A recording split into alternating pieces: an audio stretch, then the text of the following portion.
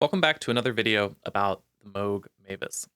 This is the second video in a series where I'm coming back to the Mavis, which was my first synthesizer, and reflecting on what I loved about it and also how I might approach it differently now with my current perspectives on noise and chaos as my primary musical focus compared to when I was starting out with synthesis. So this video is focused on noise and chaos strategies for the Mavis. I want to take everything that I've been thinking about with the no input mixing board and feedback and chaos and the way that these encourage both exploration of a broad range of sounds and also appreciation of texture and the beauty of abstract sound. Because when I was starting out with the Mavis, I saw this very much as a synthesizer in a more limited space of what was possible in synthesis. I didn't have an awareness of the vast range of noise and texture that was possible. And so it never occurred to me to approach the Mavis with those sorts of intentions. But I think it's very capable for those types of things. And I'd like to show some of those techniques and strategies today. As I was learning about synthesis with the Moog Mavis, I think that I shifted from being interested in the capabilities of a synthesizer to produce a range of evocative sounds that sound like things, sounds that sound like characters, flute, synthesis as fiction writing, synthesis as imagining things. I transitioned from this to an appreciation of the beauty of abstract sound and noise and texture. The features and qualities of a sound itself could become beautiful just for the way that you encounter them rather than what they mean in any particular way, what sort of names that we assign to them. And I think this majesty of abstract sound, this sort of alien majesty and encounter with a nameless thing, is beautiful in the same way that like the power of nature is beautiful. I think that it's an encounter with the sublime, with the nameless as a thing outside of words that can describe. And that's why I want to share these strategies for noise and chaos on the Moog Mavis, because I think that it can be a doorway into the beauty of abstract sound. So let's get started with that. I'm starting here from the percussion patch that I had in my previous video about the Moog Mavis. It sounds like this.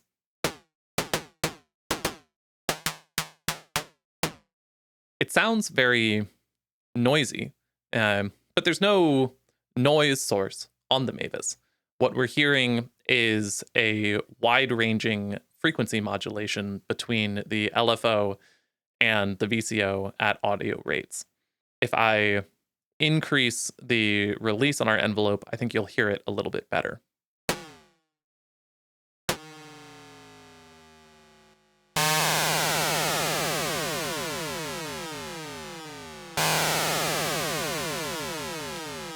And if I change the modulation depth of the LFO on the VCO,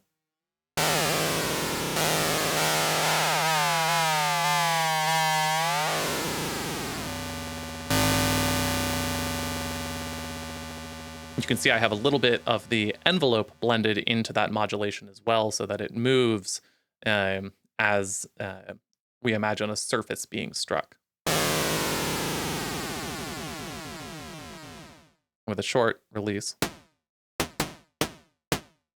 It's a very nice noise source, but not noise as we think about white noise, pink noise, but instead noise as complexity.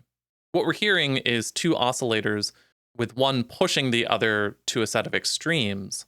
And I think this is an entry point to thinking about noise in terms of complexity and inharmonicity.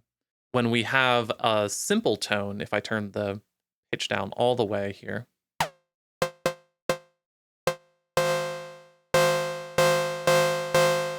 there's not as much variability or complexity in the tone. But as we turn this up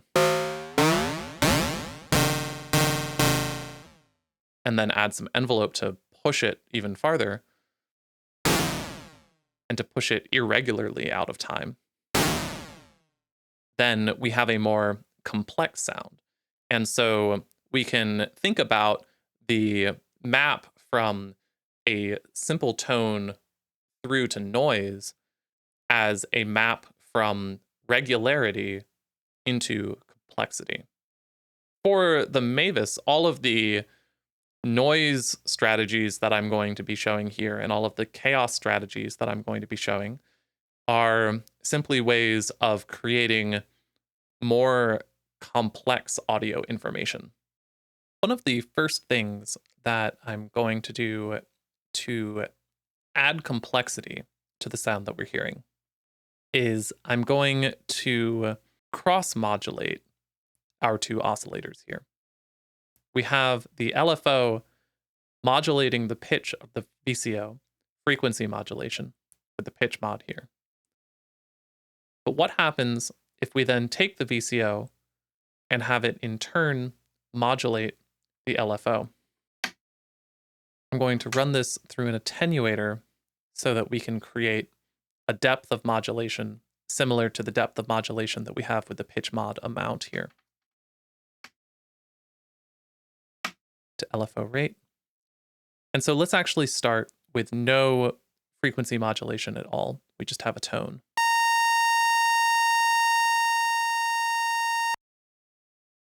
I'm going to open the modulation from the LFO to the VCO. And then I'm going to open the modulation here from the VCO back onto the LFO.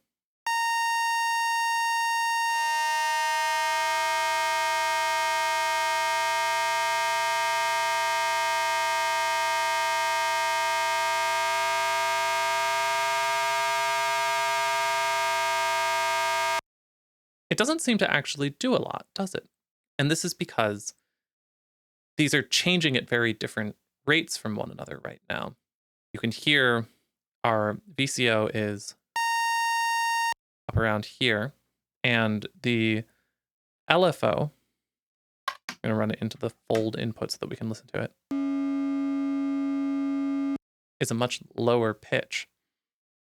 And so the VCO is changing so much faster that it's actually not doing a lot to the LFO. This is something that you'll find a faster modulation source actually does less modulation than a slower one. It's less notable or less dynamic. I'm going to turn down the pitch of the VCO so that they're closer, and we'll hear what it sounds like there instead.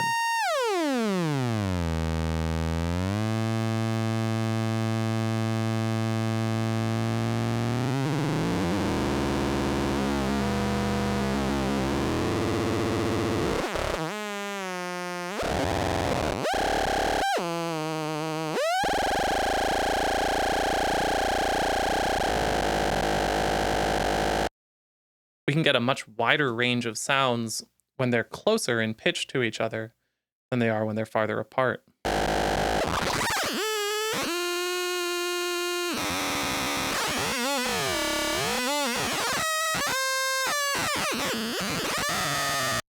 Although there are still a lot of fun sounds to find as you're sweeping the attenuator here.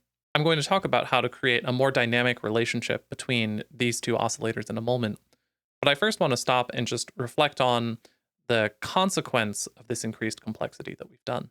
What we've done is we've created a feedback loop between our modulation sources, where A modulates B, which modulates A, which modulates B, and so on and so forth.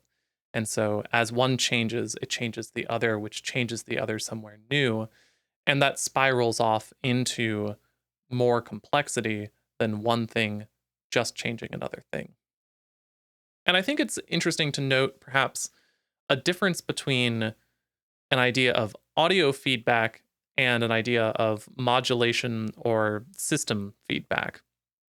Where when I talk about feedback, you might think about bringing a microphone too close to a speaker, and that cycle of amplification creates a tone that sort of builds in that feedback system. But there's something slightly different that we're hearing here, where it's not that the audio signal is building up in feedback, but instead we've created a feedback of consequences or a feedback of modulation. We have created a feedback system. And the audio that we hear in that microphone example is also a result of a feedback system. But I think there's an important distinction to be made between this idea of audio feedback and system feedback and how we're using each of them, because feedback as a noise production source and feedback as something that generates into chaos are slightly different senses of the word. But now, how do we make this relationship between these two oscillators more dynamic across a variety of frequency ranges? When one is too much faster than the other, there is not as pronounced of an effect in the sound that is produced. There's still some very interesting sounds, but we can push things even farther than where it is right now with the introduction of the sample and hold. So the sample and hold is a circuit that takes some input and samples it every so often, every gate or every trigger to the sample and hold. And it outputs an intensity of voltage, or sort of a value, if you think about it numerically, every time that you send a gate to the sample and hold. This creates a set of stepped or discrete values that generate in time. And very often, that sample and hold is tied to a noise generator so that you can get randomness. By sampling the noise, you get a totally unpredictable or random value that you can sample every so often to get stepped randomness in time. But the Mavis does things slightly differently. There's no noise source on the Mavis, and the sample and hold is instead connected to the VCO. And this gets at an approach to frequency modulation and modulating two oscillators that are quite far apart from one another, in a way that's very much aligned with the work of Rob Hordijk and how he often demonstrated the use of sample and hold in his lectures and in the design of his synthesizers.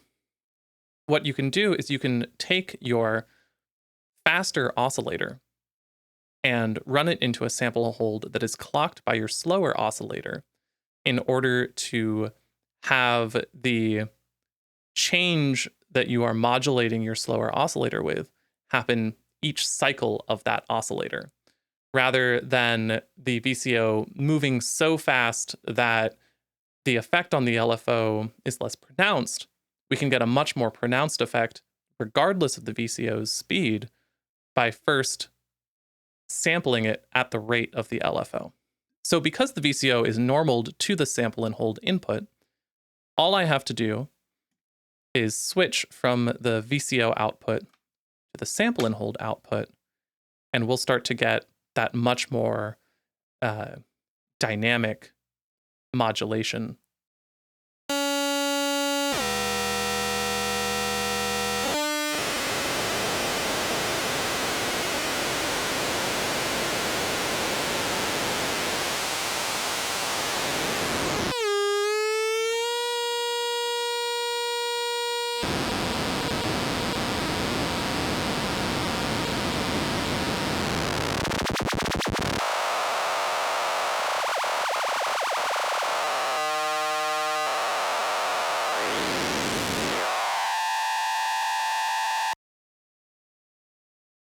You could see some of the different effects that we can get by running the VCO through the sample and hold before sending it to modulate the LFO. And we're still doing the cross-modulation here where the LFO is coming back to the VCO as well via the pitch mod. And so we've suddenly unlocked all of these new sounds, and we don't need to listen to them all as just a drone or a wall of noise. We still have access to our filter and our envelope generator to shape this sound. I'm just demonstrating that we have an even wider palette of sounds to work with once we start patching some more complex modulation between our oscillators here. Now, when thinking about the sample and hold at audio rates like this, It is a discrete set of values in time that are running up and down according to the oscillator, unpredictably when we have this much complexity going on. And because we're modulating the rate of the LFO, the frequency of these values is constantly changing, which is why it sounds like noise, because we're not maintaining a stable frequency, but we're ranging over a variety of frequencies unpredictability. We're hearing the output of that through the VCO. We're listening to all of this complexity modulating the VCO. But I want to show you what the sample and hold sounds like as well, because in a complex modulation setup like this, the sample and hold becomes its own noise source in a really interesting way. So what I'm going to do in order to get access to this, I'm going to mult the sample and hold really quick here. Run it back to where it was so we can keep our complexity engine running. But I'm also just going to run this into the fold input so that we can listen to it. So now we're not listening to the VCO anymore. We're listening to the output of the sample and hold, which is the VCO clocked by the LFO, and both of these are changing.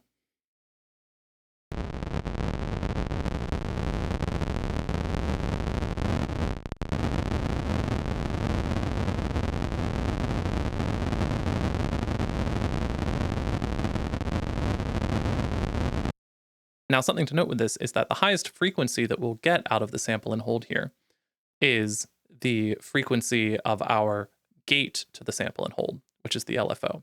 I love the sound of a complex cross-modulation where the results of that cross-modulation are also running to the filter. The audio rate stepped output that we get sounds really nice on filter mod. So I'm going to run that first through another attenuator. I love how we have two attenuators on this. I love how flexible they are. I'm going to run that into the filter cutoff. We're going to start with that all the way down. Let's just listen to this.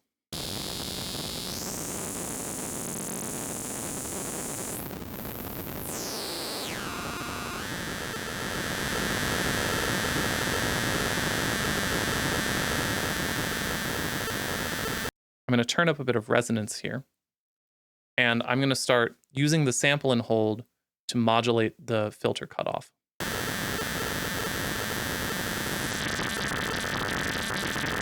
I'm going to bring down the filter.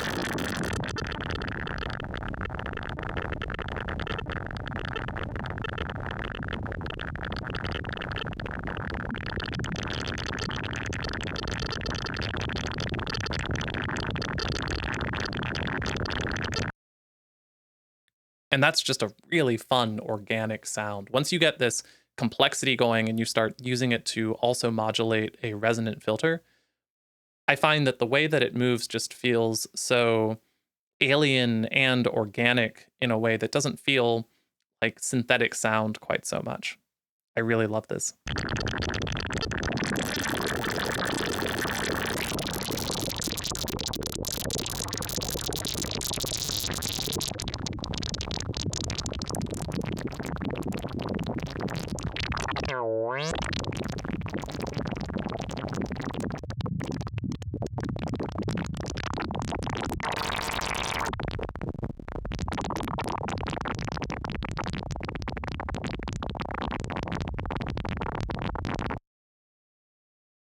With this approach to cross-modulation and the use of the sample and hold as a way to structure that in time, I think that this gets at a particular signature approach and consequential sound of chaotic synthesis that if I was to sort of give one idea or one sort of cheat code for these complex sounds, it would be this. This is sort of one of the key operating principles of things like the Benjalin, but also the Hikari Instruments Monos, and many other of these sort of chaotic generators, is that you have your clock or your time engine on your synthesizer. And you have that clock driving your source of chaos, but then you also have the chaos modulate your time engine or your clock. when you create that irregularity of time that then feeds back systemically into the way that values are generated in time, it just dances or moves with a mind of its own that is really fun to listen to. And so, what we're doing here at a very fast rate right now is we're modulating the time engine of our machine, but we're doing it at such a rate that it's dropping down from frequency into sort of rhythm and time as well. I'm going to play with taking the VCO and the LFO lower so that we can see how that sort of modulated time engine really takes on its own life, especially as it's going into something like a resonant filter.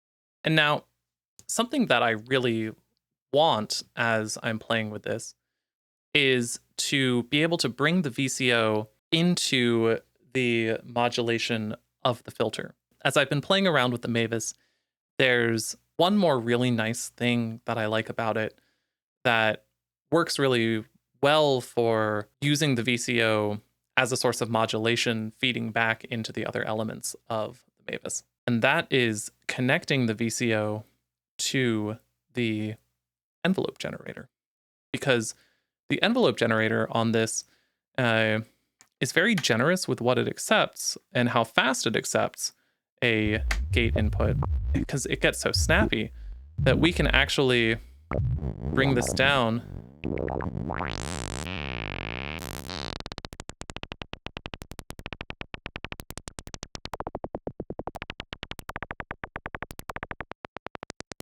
You can see we're triggering the envelope with the VCO now. And it's all coming together into this.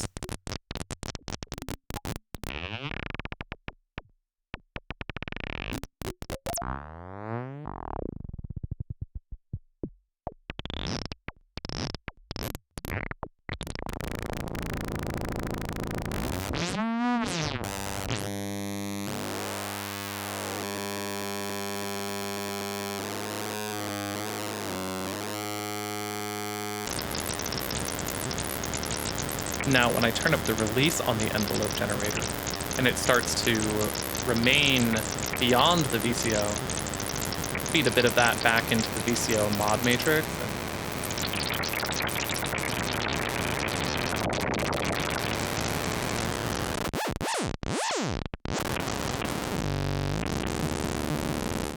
You start to get some really nice sounds. This is where I've been heading with, I think, the most complexity that we can add to the Mavis by just stacking these ideas together.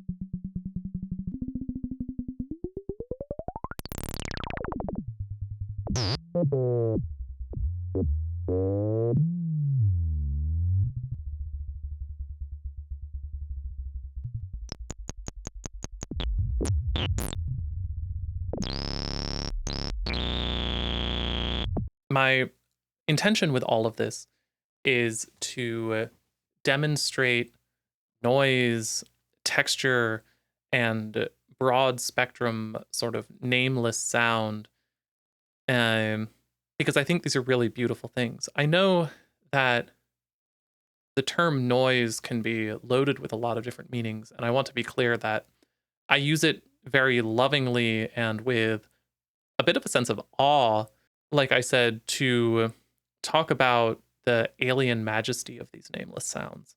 I think that when I talk about noise, there are many different qualities of sound that are all possible within noise. Noise can be quiet, you can have delicate noise, you can have humorous noise, and you can have peaceful noise. I don't think that noise is necessarily synonymous with harshness or violence, though these are certainly part of the broad spectrum of sounds that we can encounter in noise. But I want you to see the Mavis as a very wide palette for sound here, and to see many of the different types of noise that are possible with this sort of extended patching around cross modulation and the sample and hold as sources of complexity. I hope that this expands the range of sounds that you conceive of as being possible on the synthesizer, and also the range of sounds that it's possible for us to enjoy. So with this video now wrapping up, I'll have one more of these videos talking about some performance and recording strategies that I would think about for approaching the Mavis as a standalone synthesizer. Things that I wish I had been given a bit more advice around when I was first starting out. And yeah, that'll be the Mavis. It's been really fun coming back to this, and I hope that you enjoy coming along for part of that ride. If you have any questions or comments, feel free to let me know here on the video. And I hope I'll see you for the next one.